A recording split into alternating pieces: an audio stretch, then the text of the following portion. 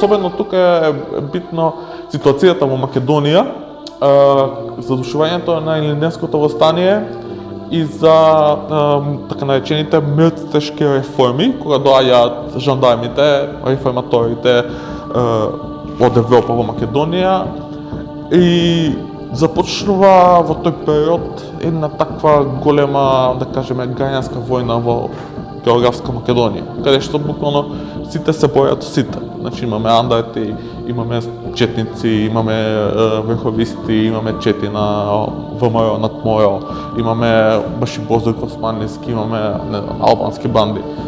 1909 година постои еден обид за контрреволуција, нели тоа е познатата епопеја кога Јане Сандански оди во Истанбул да спречи да се бори против против контрреволуцијата.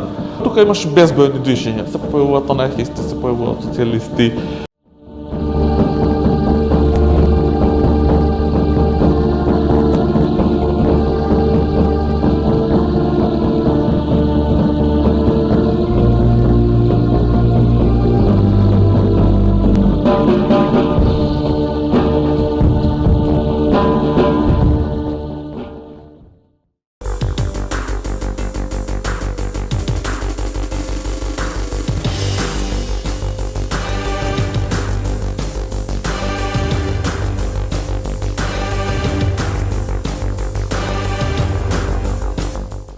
Дали сите восстанија тука биле пример за национално ослободување или го содржале тој, да кажам, социјален економски момент? Некои од историчарите земаат, да кажеме, националистички позиции и велат дека ова е восстание на македонскиот народ. Бугарските историчари велат дека ова е бугарско восстание, но јас стојам повеќе на тезата на познатиот марксистички историчар Хобсбаум, Ерик Хобсбаум, кој за него ова восстание е восстание од социјален тип. Тоа значи кога доаѓа до австриската војска кога освојува Ниш, навлегува на Косово и продора во Македонија, всушност се создава една тампон зона во тој период. Тука не постои конкретна власт ни на османлиите, ниту на австријците. И во тоа фактички Карпош, како еден од крупните ајдути во тој период, зошто социјален карактер? Зашто, да кажеме, тука е многу битно прашањето на ајдуштвото. Значи ајдутите во Македонија се опеани, како што знаеме, многу во традиционалните песни се слават како победници над османлиите, но во суштина тоа се социјални бандити. Така и ги именува и Ерик Хобсбаум. Што е социјален бандит? Тоа е, мислам, да ја погледнеме први топографијата и целата област кај што избувнало Карпошовото восстание. Значи тоа се Кумановско, Паланешко, Скопско, значи место кај што неизменично се изменуваат и котлини и планини. Во планинските делови постои така наречена глад за земја. Тоа значи, да кажеме, фамилиите тогаш биле многу бројни, ако едно или двете деца се занимавале со земјоделие, за останатите немало плодна земја.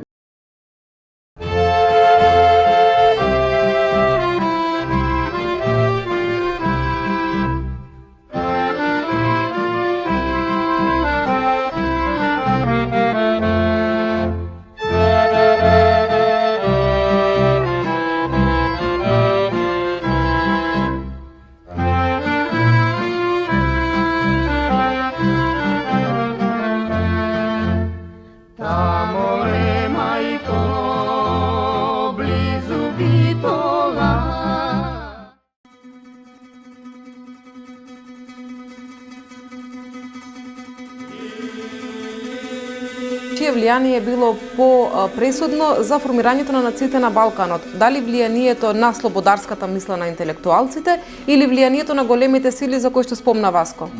Тоа се страшни бројки на меѓусебни судири, колежи, балкански национални пропаганди во Македонија прават покој. Село соседно со соседно. Да, село соседно со соседно, доаѓаат грчки андартски чети, доаѓаат бугарски чети, доаѓаат секакви чети, колат, убиваат, палат низ селата, значи тоа е една политика на терор. Со припадници на различни милетски групи си ги краделе мртовците меѓу себе, за едните или другите да имаат поголем број на својот список души, со само на тоа што ќе имаат поголем број на умерени или живи, ниве не градот. Да, тие ќе предполагаат територија. А зошто предполагаат територија? Затоа што тие очекуваат да дојде соодветната држава да ја освојува територија. Значи, тоа е улогата на тие национални пропаганди. Тука нашите верски представници ќе се грижат за правата на нашиот народ. Народот нити некој го прашал.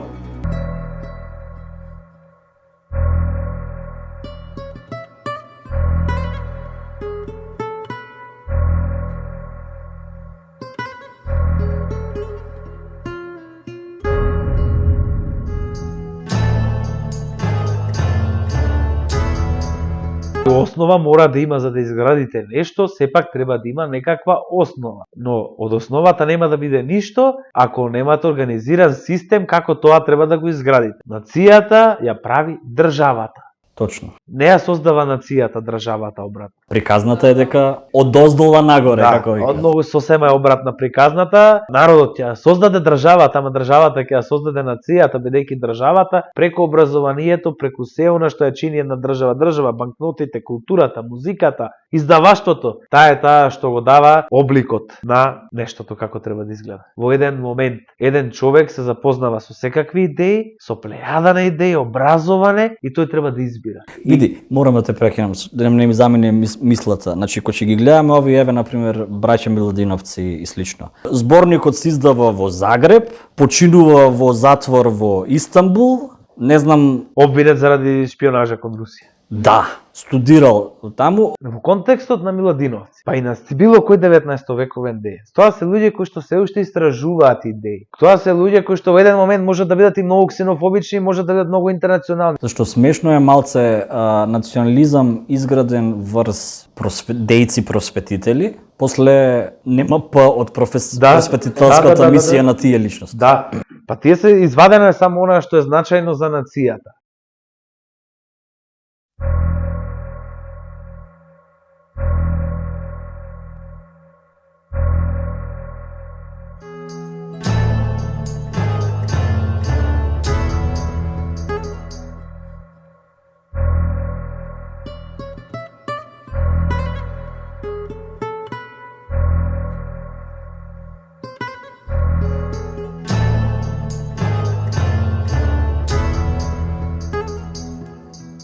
Ајде ќе почнеме со овие првите држави кои што се формирале. Мене ми е секојаш типичен пример Грција. Грција го искористи моментот, буквално се го јавна бранот, се качи на тој бран на хеленофилството кој што постоеше во Европа во 18 век. Значи таа пасија за антиката, реоткривање на антиката со сите нејзини чари и дражи што викаат србите.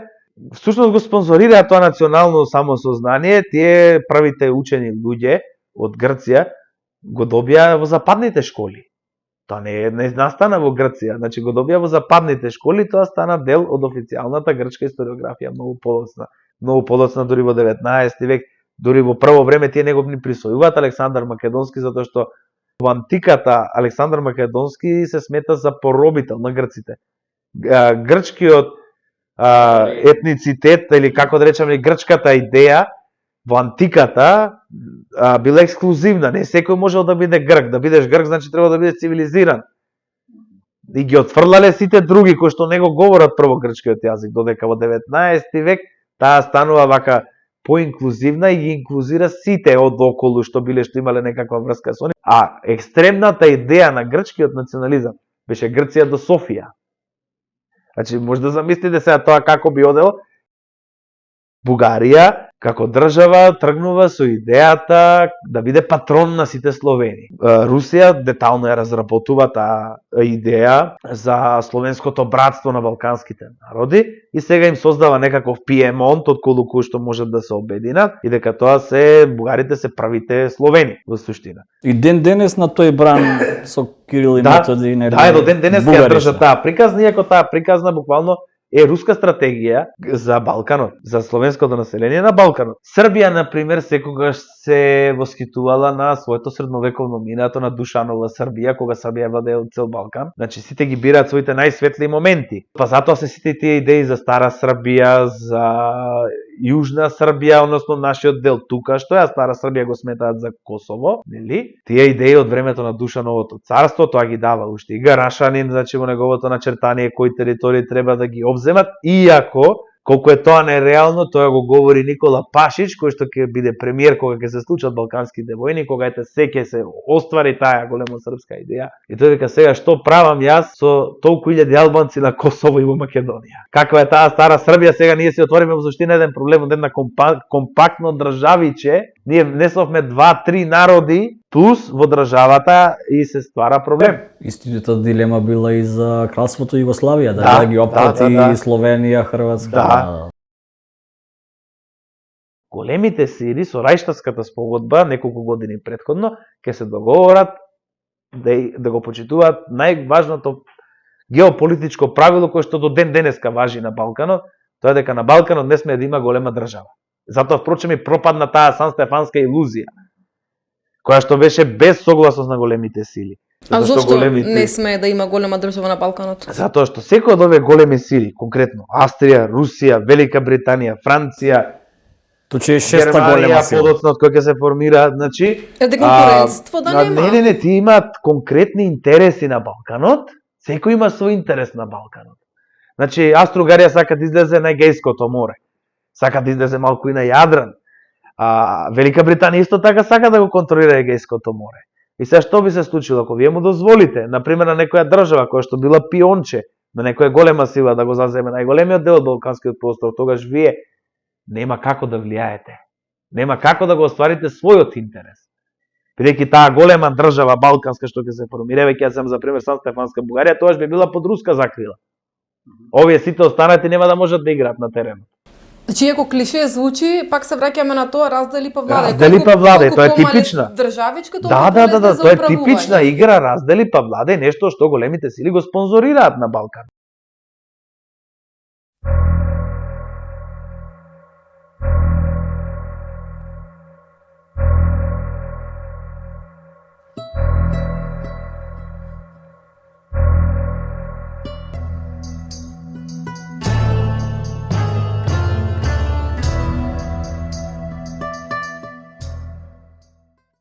Немало на Балканот децени каде што не се војувало. И ден денес, нели, таква е состојбата постојано во некој страв, дали ќе има војна тука, конфликт таму, и нашата држава, мислам, била вклучена, била е внесувана во конфликтите и така натаму.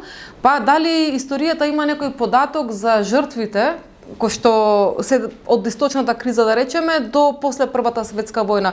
Колку луѓе тука загинале за тие митови, да речеме, големо национални? Па, конкретни бројки никош нема да дознаеме точно, затоа што во тоа време нити статистиките се точни, но ако ги земете сите тие кланици кои што се случувале на Балканот, и не само загинатите, туку и повредените, тоа ќе дојде околу некаде милион и нешто сигурно. На многу помало број на население. Значи, после Прва светска војна веќе е масовна светска кланица, тоа нема збор. Целиот Балкан дава околу 1.500.000 жртви.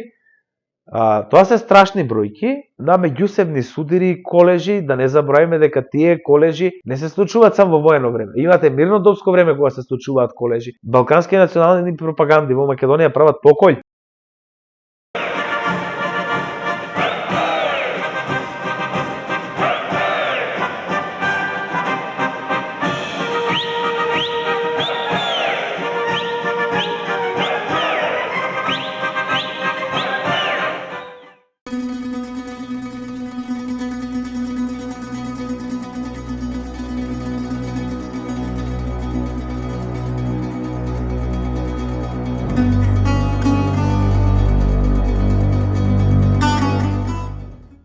Друштвото, како што објаснив, значи тоа е типично, не е само да кажеме типично само за Македонија, тоа е типично за целиот Балкански полуостров и за целиот Медитеран. Како што кажав, во земјите, тоест во областите каде што постои глад за земја, а се на богатите теровски патишта, тоа е многу доходовен начин на кој што тие успева да дојдат да кажеме до некои приходи. И интересното е тоа што и овие ајдуци всушност некогаш биле и во служба на османлиската власт. Да кажеме, тие биле мајтолози, една се бореле против ајдуците, па кога ќе, да кажеме, османлиите не им платиле за тоа што се бореле, ова население се светувало против нив. Тоа, значи, со денешен речник биле, да кажеме, некои локални бандити кои што имале контрола на некоја ограничена позиција и живееле во тешко достапни подрачја. И затоа е нели таа позната поговорка меѓу народот што вели дека ајдутите излегуваат на Ѓурѓовден, значи кога е пролет, а на Митовден се повлекуваат кај нивните кај луѓето што ги штитат. Значи балкански Робин Худовци можеме да кажеме. Да. Знам дека имало жени ајдути, како Стерма Војвода, Румена Војвода, кои биле исто така многу познати. И овие ајдути, например, во 19 век одиграле многу битна улога во голем број востанија, например во грчкото востание, во крстенското востание. Например, има едно востание, често го дискутираме, тоа е востанието генерално на муслиманското и албанското население од северозападна Македонија, значи Гостивајско-Тетовско. Тоа е востанието од 1844 година на Дервиш цар. И тоа востание е фактички резултат на незадоволството на ова население од, да кажеме, новиот просветителски европски курс на султаните во тој период. Голема централизација сигурно што сакале да централизација, тоа е на некој начин конзервативно, бидејќи тоа е востание на статус квото. Но е од голем обем и главната битка се одвива во Катлановско поле, Катлановско блато, каде што востаниците губат и османлиите успеваат да го завршат востанието. Но големи центри како Куманово, Скопје, Гостивај се под востанички раце. И например ако се читаат патописците од тој период, тие го зборуваат за тоа и го дефинираат како албанско востание.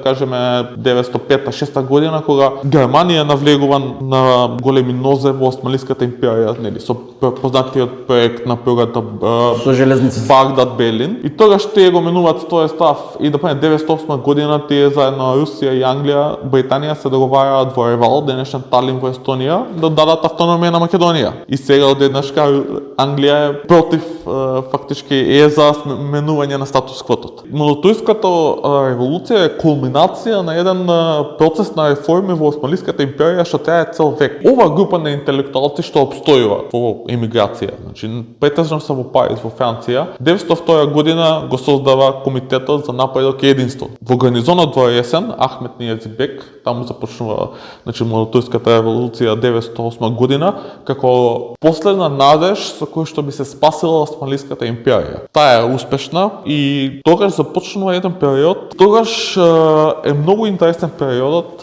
бидејќи одеднашка во Македонија, од целиот Османлиски Балкан и во Османлиска Македонија доаѓа до плима на нови идеи, нови политички партии и издвижувања. Например, една од во Македонија е од началните партиски организации Народна федеративна партија на Јане Сандански, каде што бил Димитар Влахов. Ти биле, например, Влахов бил и учесник во Османлискиот парламент. Тука имаш безбројни движења, се појавуваат анархисти, се појавуваат социјалисти, по-конзервативните елементи ги, да кажеме, блиски до десницата на ВМРО, ги оформираат така наречените бугарски конституционални клубови. Но за демократијата е многу интересен период. Мулатујците всушност гледа дека ова политика на дозвола води кон на тамошна дезинтеграција на државата и се обидуваат да ја централизираат, односно да создадат отоманска нација или османлиска нација.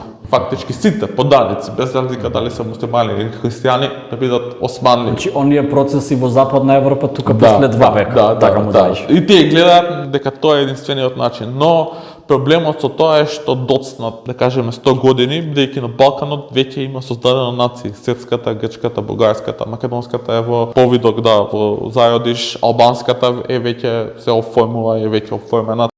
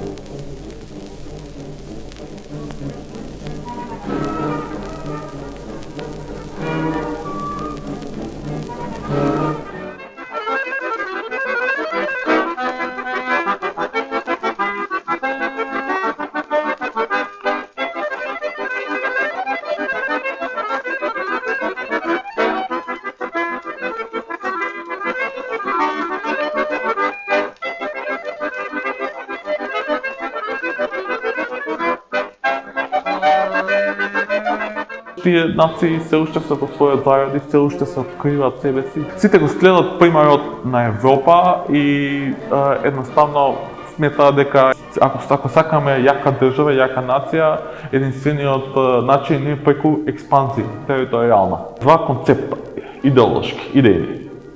Едниот е концептот, како што кажавме, тој социјалистичкиот, додека другиот е на така нареченото руско народњаштво. Светозар Марковиќ е под влијание на овие идеи.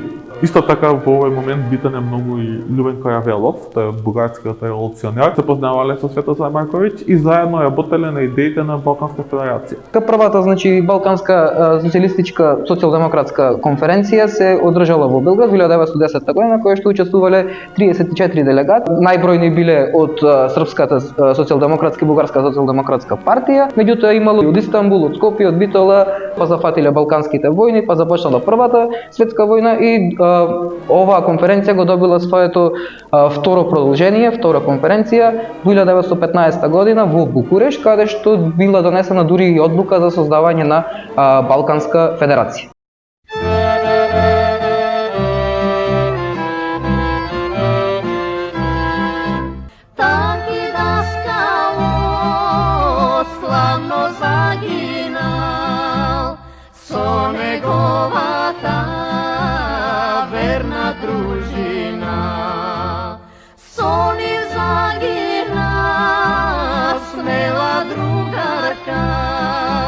Mlada Elpida Karamandova, predadeni od klepi špioni i sardisaja od svite strani, puški zgrmeja.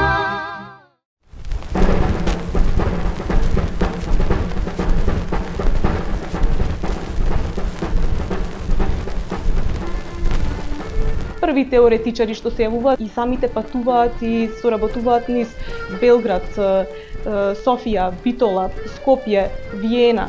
Во тие големи веќе развиени работнички центри и оттаму ги носеле тие идеи, книги, литература и слично, то во време кога се многу жестоки тие големо државни национални идеи, кои што бараат од населението да се позиционира национално, да изрази некаква лојалност кон одредена држава. Покажувале лојалност, можам да кажеме, преку класата, преку тоа што сватиле најверојатно ја сватиле својата класна припадност и класната поврзаност со останатите работници.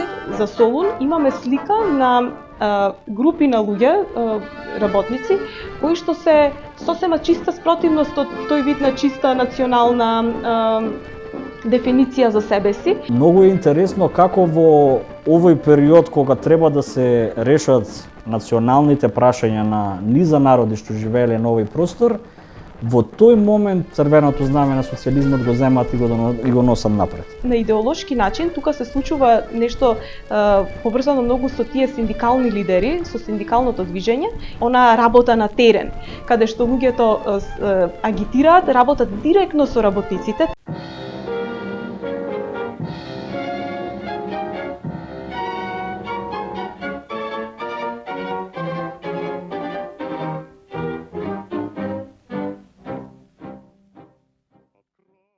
Во Битола во 1908 година се појавува една организација која што се викала Класно сознание. Тоа било едно го носело како тој презнак на работничко просветно друштво, што е доста интересно, што ни укажува дека веќе се работело и нели на тој дел на политичко образование. Во време кога се многу жестоки тие големо државни национални идеи, имаме слика, посебно затоа што зборувавме за Солун, имаме слика на групи на луѓе, работници, кои што се сосема чиста спротивност од тој вид на чиста национална дефиниција за себе си.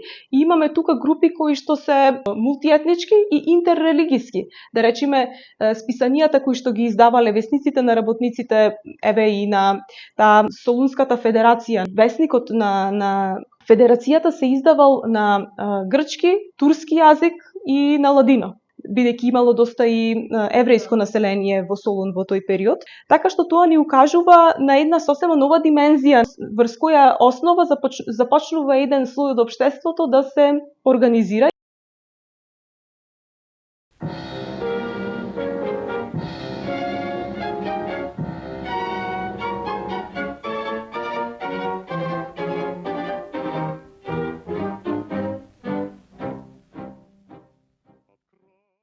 Всушност Солун е тој еден гравитацијски центар околу кој се одвиваат тие индустријско-трговски мрежи и таму и се јавува едно големо работничко движење. И сега тука што е интересно, некако да го поврзиме и со нашите контексти, тоа дека архивските податоци покажуваат дека и покрај тие услови економски што ги кажавме, кои се не толку развиени и слично, имаме и тоа како поврзување помеѓу работниците и тоа на едно синдикално ниво помеѓу тие предпријатија индустријски и слично, кои што постоеле баш на таа мрежа помеѓу Солун, Гевгелија, Битола, дури градчиња како Драма, Кавала, Корча.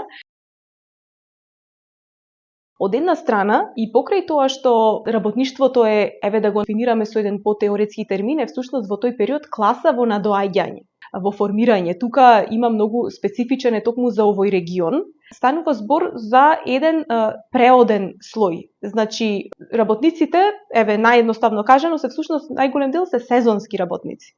И тие како сезонски работници се секогаш помеѓу градот и селото. Во Солун пак во тој период има, чисто да се навратам, има и милитантни работнички штрајкови. Меѓутоа од друга страна пак и самиот однос на државата кон работништвото е единствено од аспект законски да биде на некој начин дисциплинирано. Државата не врши некоја, како да кажам, просветителска мисија, како што вршела, да речеме, во тие големо национални државни идеи кон селанството, каде што преку црквата, преку училиштата, преку разни други организации хуманитарни и слично, вршела пропаганда. Сега работништвото, овој нов слој, на некој начин е неоптоварено.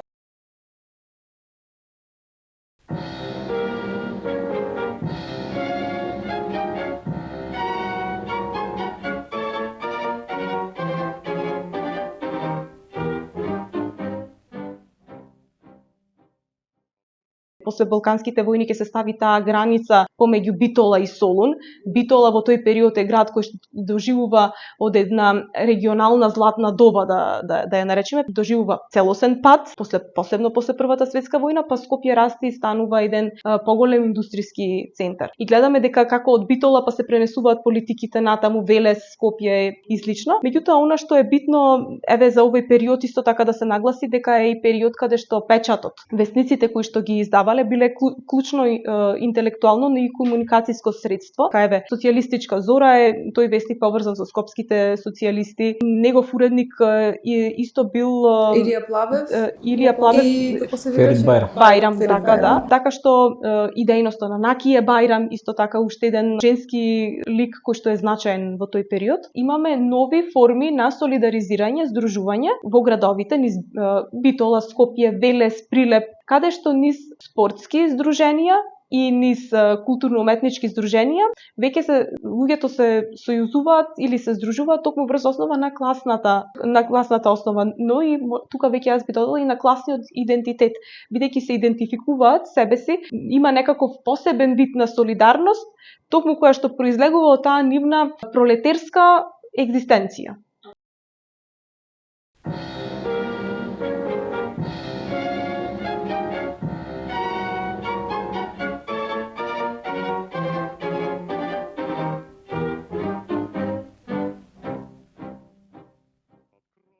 Посебно е познато културно-уметничкото друштво Коста Абрашевич, каде што се собирале, имале можност да се активираат, на начин дури чисто да е како една оддишка за работниците, каде што можат таму да се собираат, но понатаму и да се организираат за разни прашања кои што биле за нив важни, дали од хуманитарен карактер, дали од културен карактер. Интересно е дека тука дури понапредните членови успевале да ги носат или на аматерски начин да ги прикажуваат тие едночинки на Бертолд Брехт, на сите тие автори кои што низ Европа пак биле важни во културата на работниците. И кои што биле со авангардни, социјалистички авангардни идеи. Државата гледајќи дека веќе доста има мобилизација од страна на населението кон комунистичките идеи и го носи тој еден декларативен документ, обзнана, и од тој период веќе комунистичката партија влегува во действување во илегала. И на тој начин главни центри или места каде што се одбиваат тие активности на најмногу на образование на работниците за она класно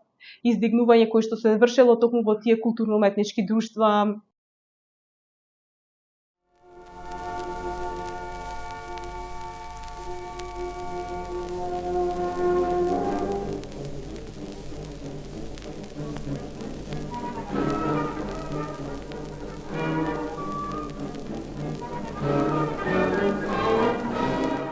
Државата воспоставува една нова алатка, каде што тие на еден посовремен, на еден пософистициран начин тие политики би се спроведувале, а тоа се граѓанските организации или пак хуманитарни, спортски и други друштва кои што биле активни во тој период, кои што иако изгледале дека се нели на една волонтарна основа, меѓутоа биле еден дел платформиран од самата држава, поддржуван на разни начини, дали преку општинската власт, дали директно дури преку кралската управа. Например, зашто станува збор? Станува збор за организации како Соколското движење, Соколското друштво, кое што имало своји соколани низ повеќе градови. Спортски друштва се тие, спортски така? друштва, Имам да, тоа е слик, да. пансловенско движење, кое што во секоја држава каде што се јавува, всушност го завзема тој еден национал-романтичен став за изградба нели на силен народ низ здраво тело. Тоа се тие политики од 20-тиот век. Понатаму се јавуваат и интересни движења како движење на трезвеноста. Тоа било едно конзервативно граѓанско движење, кое што имало исто така своји друштва, се фиксирало повеќе на младината низ градовите со цел да да е некаква дури и како морална пречка кон дерадикализација од нивно влегување во комунистичките младенски организации. Како што капиталистичката држава или таа уставна монархија, како да не речеме, како што сакала да го освои умот на секој свој поданик, уште повеќе на то била повикана и комунистичката партија. Сега, ако имаме цела ова инфраструктура на, јас би рекол, невладини организации во тоа време, цела ова структура на патриотски друштва, спортски друштва, што можеле да направат комунистите со својот не само мал број членство, туку и мала база, ако се имат предвид дека индустријските работници во суштина биле базата. Очигледно е дека и тие морале да барат сојузници. Аграрното прашање само по себе е битно, нели, самиот регион е претежно нели аграрен. Знаеме дека во тој период аграрот е извозно ориентиран. Имаш за луѓето од поселата, ја имаш црквата. Значи, тука, ако е црквата едното што се вели со државата, тој слој е решен. Сега во градовите, очигледно сите овие друштва биле потребни за на еден начин не само да се држат под контрола, туку и да ја прифатат и владеачката идеологија. Едино комунистите, односно Комунистичката партија на Југославија, давала алтернативно решение на овие простори.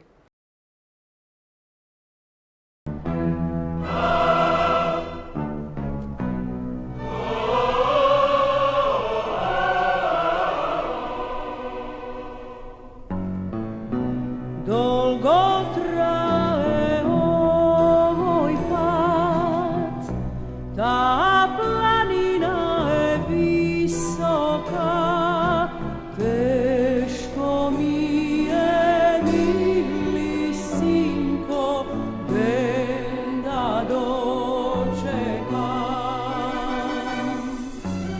Mojte maki imat kraj, moj otpad je majko sloboda.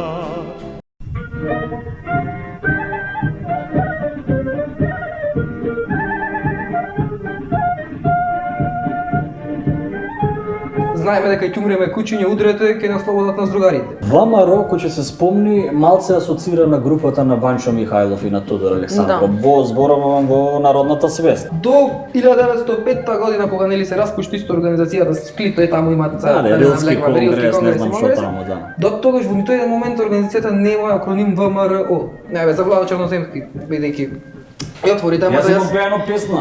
Убиството еве на Караџорџевиќ нема врска со македонска приказна. Тие се контактите први меѓу ВМРО и усташкава организација. Независна држава Македонија. Тоа е една проекција која што ја исфрла буквално третиот рај. А требало на 8 септември да биде? Требало да биде на 8 септември. А значи тоа има врска сега со 8 септември што е независноста во 91-ва? Уште едно интересно прашање. Кој е прв понуден за председател на таа проекција во случај да се остварила?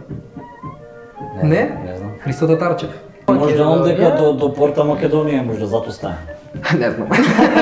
Символично. А како врви времето, Иванчо Михајлов можно е да биде рехабилитиран 100%, само уште не сме спремни.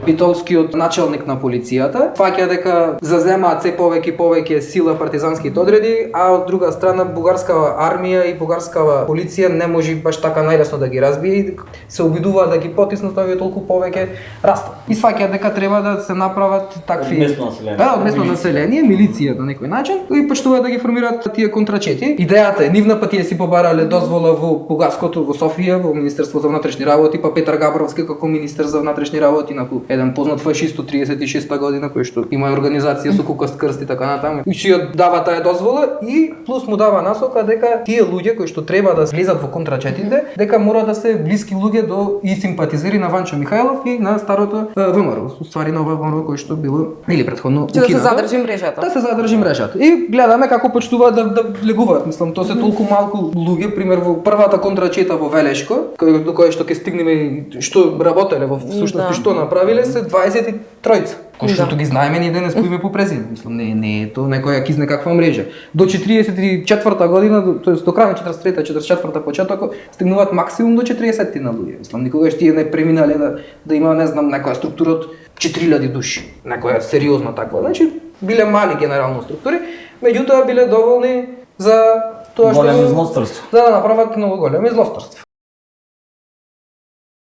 52, 50 или 53 луѓе се точно убиени без судење. Тоа е таа контрачета Велешка која што од 42 до крајот на 44 година врши злосторство. Значи таа е приказкава и со Дуња и со уште не знам Петкановски, мислам дека кој се викаше тој партизан. Што тие направени такви големи злосторства. Еве јас имам и запишано некои од тие настани. Има два големи масакри. Едниот масакар е во Долно Јаволчиште кај што убиваат 15 или 16 албанци. Како јатаци на. Да, бидејќи биле приврзаници на Народно-ослободителното движење, јатаци всушност на партизаните, не ќе ништо да кажат, се измасакрирани буквално луѓе. Истото се случило и во местноста Сеченица, значи тоа е во Велешко е околу тие селата, каде што пример за тој настан, еден од четниците кои што учествувале во тој настан, по име Петар Тончев, посеќавањето после кога го фатиле, мислам, иако пред тие не добиле судење, меѓутоа сите дали искази во тогаш на узна, во исказот тој објаснува пример што направиле, мислам, го фатиле прво оџата, Шефки Исмаел, кој што се вика, кој што мислам човекот го измасакрира и тој и уште 10 македонци од разни села низ Велешко кои што исто биле приврзаници симпатизери на движењето се елиминирани, се убиени.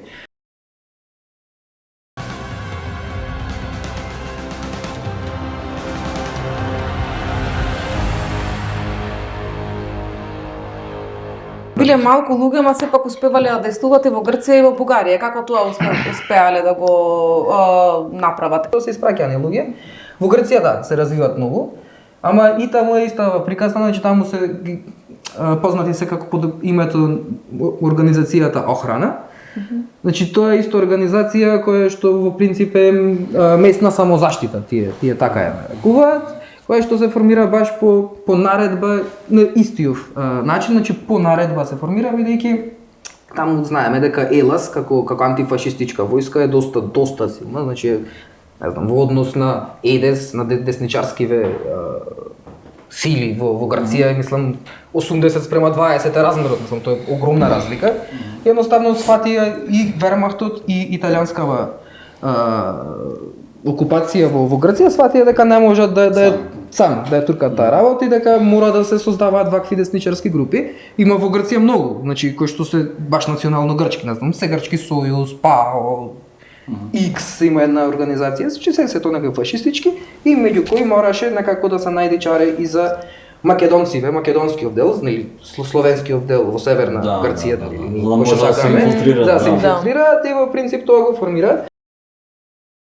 Се тоа е една врзана приказ, значи не се ова треба да се согледаат како една целина, значи не како поединечни настани ова што се случува во Македонија, во Бугарија или во Грција, бидејќи позади сето тоа стои константна комуникација на Ванчо Михајлов, кој што се наоѓа од Загреб и кој што постојано патува на линија во Берлин. Значи има повеќе пати кај што Ванчо Михајлов заминува во Берлин и ги договара генерално овие работи. Од друга страна на Вермахтот и на Берлин Ванчо Михајлов постојано го чуваат на линија, бидејќи им служи како момент за заплашување на бугарскиот двор. Дека да не се тргне од хитлеровската коалиција. Тука имаме некој кој што може да направи голем проблем и поради тоа во позадина фактички на Бугарија и на Софија Ванчо Михајлов ги договара многу од овие работи. Меѓутоа тогаш успева пример бугарскиот двор да научи дека има такви преговори, па со многу силни дипломатски притискања да се повлечат од таа идеја за да не се формираат баш такви отворени ЕС структури, па да се формираат вакви некои полу ЕС структури, ајде така да ги наречеме местни заштити.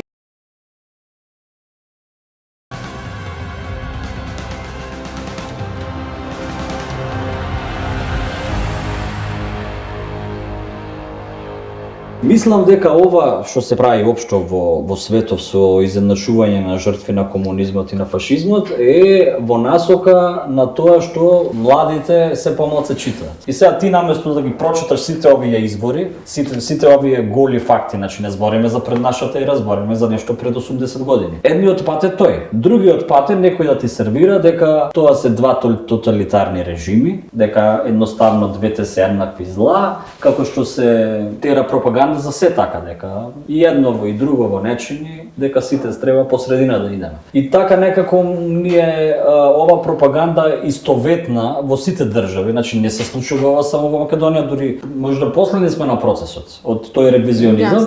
За после повеќе генерации како го уништуваат образованието, едноставно да бират како да си за фудбалски клуб сега, ќе облечиш црвен дрес или црн дрес. Мислам дека главната точка е и таму и тука и сегде е во принцип бришањето на класниот судир. Значи апсолутно. Таму почнува и таму завршува цела приказна бришањето на класниот судир. За да го избришиш са историски, ако гледаме, за да го избришиш ти класниот судир, мораш да го избришиш класниот карактер на таа борба.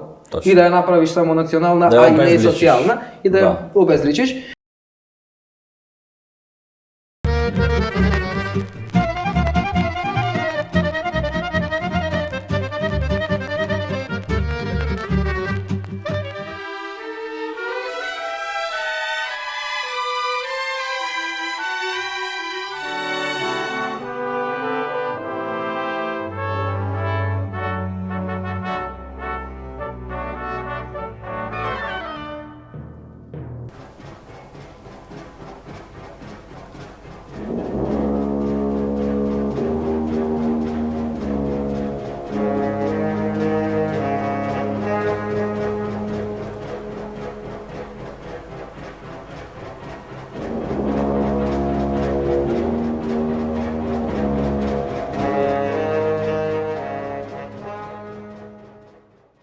Битна работа и електрификацијата на градот. Таа почнала со парни машини уште во Турско. Меѓутоа, 38 година граѓаните на Скопје се организираат и ја прават хидроцентралата Матка, која го обезбедува, тоа што обезбедува многу повеќе струја од потребите на градот Скопје. Значи, баш е Скопје развиен град и индустријски град во тој период.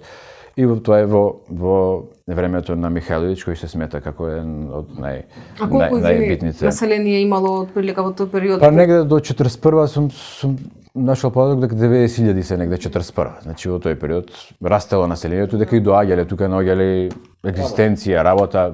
Значи и тогаш имало такви манипулации, класни прибирања и манипулации и изигрување на работништвото и производителите, така да имало и скопска интелигенција и професори одредени кои што биле со Фактички може да социјалистички кажеме сваќања. дека сегашнава диференцијација на општеството е имало и тогаш, значи Да, многу на мене ми наликува, само што веројатно со различен пристап до ресурси за секојдневно живење, различна технологија што ја користиме. Иначе отприлика класата и размислувањето слично. и интересите. Дури имало веројатно тоа че поавангардни граѓани со поавангардни, понапредни погледи и на уметноста и на политиката.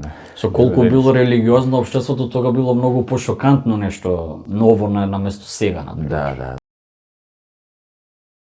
Интересно е дека се живее и поеколошки. Значи, Скопје живее со реката Вардар. На реката Вардар има плажи. Скопјани пливаат и уживаат во летните месеци на реката Вардар. Меѓу двете светски војни доаѓа европеизација на Скопје. Значи, културни вредности од Европа, ги спомнав некои надреализам и така натаму. Во Скопје се отвараат многу хотели, ресторани, бордели. Значи, некоја сексуална слобода. Се формира 1932 година Сдружение на нудисти. Значи, на плажите и нудисти имало. И се тоа е доста авангардно, ако го гледаме, за еден скок од отоманско Скопје. Во Скопје тој период слика и Никола Мартиновски, познат македонски сликар, нели? И во една од кафаните сликал акти, па после апсен од полицијата и така натаму. Иначе во тој период познато е дека во Скопје живел Јоргос Зорбас, за него е направен филм од Грко Зорба, бил газда на неколку рудници во Скопје. Значи спомнав индустрија, во тој период има и индустрија во Скопје развиена, неколку пивари. Кралството Југославија и странски инвеститори имало испече. Или то се фактички Да, секако дека имало странски инвеститори во кралството Југославија, Да. секако дека имало во цела Југославија, а и во Скопје некои доаѓаат, меѓутоа има и локална главна буржуазија. Сега ние многу не ја познаеме скопската буржуазија, дека претежно е скопската буржуазија што ќе се покаже тука од власи, евреи и турци, грци и така натаму. Имало доста богаташи во тој период. Тоа што Скопје многу мултикултурно, за време на Втора светска војна ние ги изгубивме евреите, а центарот на Скопје тоа е со еврејско мало. Во тој период Скопје веќе почнува да се шири на кај Дебар мало. Дебар мало е може некој од работничките населби од што се у центар.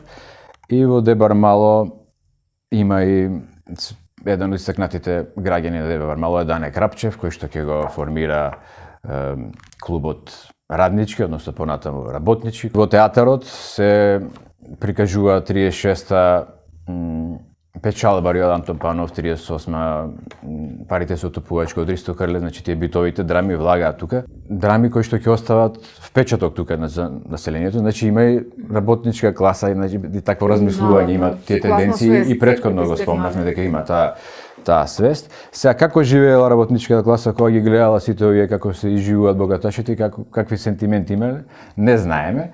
Немаме може да за нив точно претпоставуваме. податоци, ама знаеме дека има синдикални движења во тој период. Цветан Димов, Орце Николов. Во тој меѓу период, она што можеле да го прават, го правеле. Значи, работеле со работниците. Партијата, како што знаеме, и испраќала своји кадри со намера некаде да работат, за да го организират работништвото и се гледа дека тоа била навистина една силна мрежа развиена. Значи, ништо не било случајно што после првоборците се уствари синдикалните лидери што претходно ги организирале Не работниците. само тоа, туку и има борци од Македонија што имаат отидено во Шпанската граѓанска војна. Сигурно во тоа комунистичката партија на Југославија ги испраќала тие луѓе таму преку контактите на таа партија, сигурно туку така не оделе. И исто така имаме луѓе што биле нели во Шпанската граѓанска војна, што учествувале, што преживеале и после се вратиле тука и ги воделе тука партизанските единици.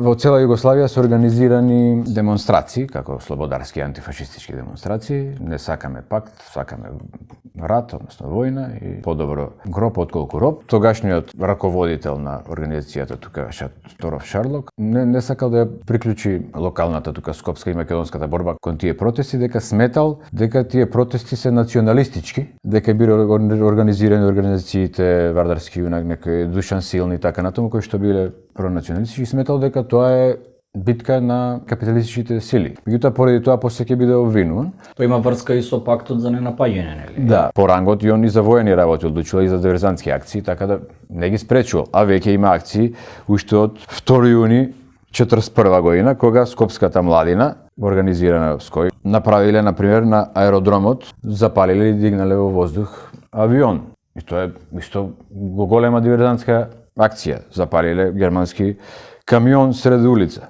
Во периодот јули-август 1941 диверзантски акции во Радуша, рудникот. Веќе почнува да се создава таа илегална работилница на бомби и пеколни машини и така некоја што е наречено, што постои тој како музеј позади сегашниот археолошки музеј на Македонија, една мала работилница. Значи, активности има, а понатаму него ќе го обвинуваат дека бил пасивен, дека не повикал на восстание.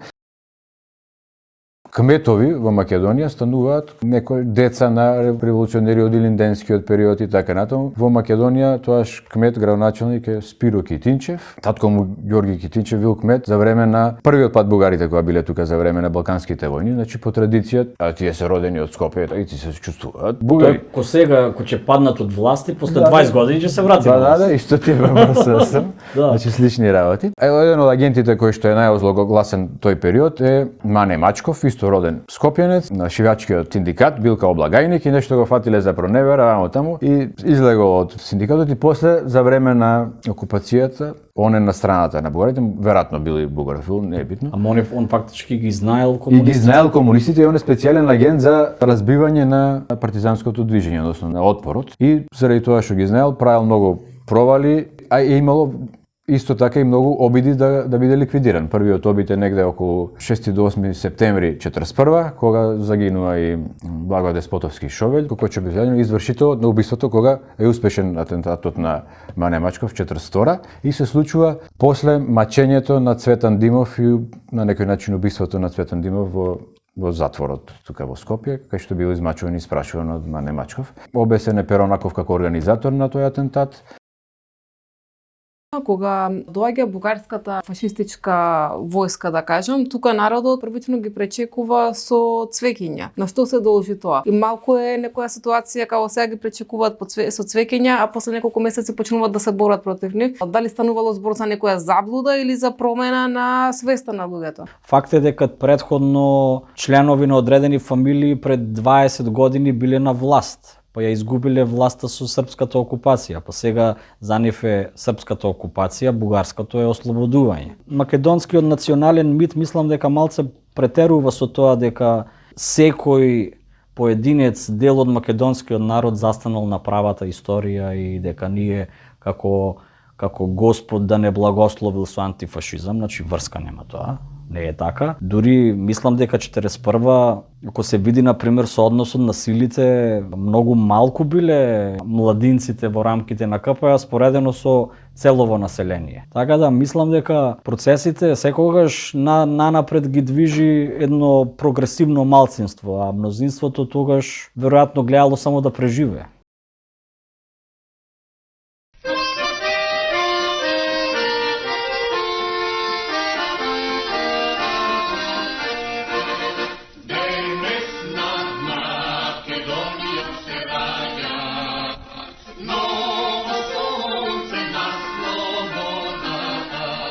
Многу работи се создадени под покровителство на комунистичката партија. Е многу интересно.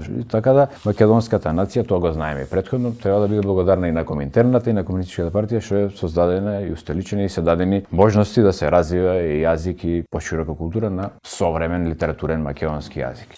Кој е тој впечаток, сето ова што го зборуваше Александар, како денес се чува? Дали воопшто се чува меморијата за Скопје од 20-тиот век? Балканскиве десничарски конзервативни пропаганди како буквално буквално да најдоа тука бришен простор, како да немаше политичка сила што ќе го негува ова наследство од НОП одасном натака. И тоа го гледаме во многу аспекти. Мислам дека и мотивацијата зашто ги снимаме овие емисии една е таа, дека од една страна се оди кон заборав, значи на сите тие големи исчекори што се направени тогаш, дали на културен план, дали на економски, дали на социјален, дали на национален. А од друга страна гледаме дека ревизионизмот игра улога и во архитектурата, значи преку Скопје 2014, преку овие неокласицизми и бароци некако се поддржа она пропаганда дека тоа од Југославија е сиво, бетон. Ова во поново време, да, во поново време има како реоткривање на брутализмот и како тоа било едно модернистичко движење и слично.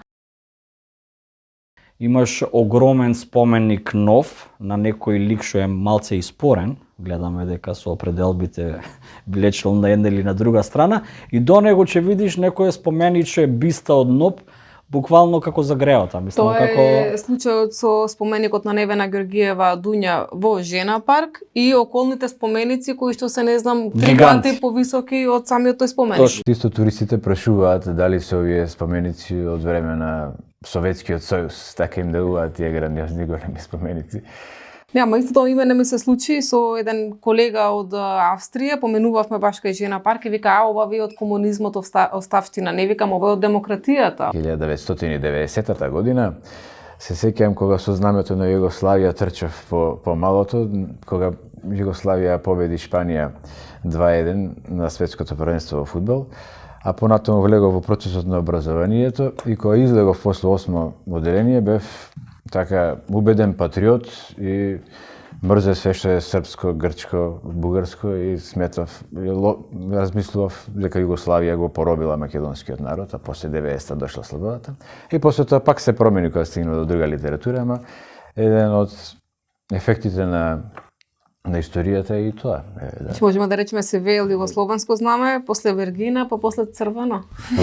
Да.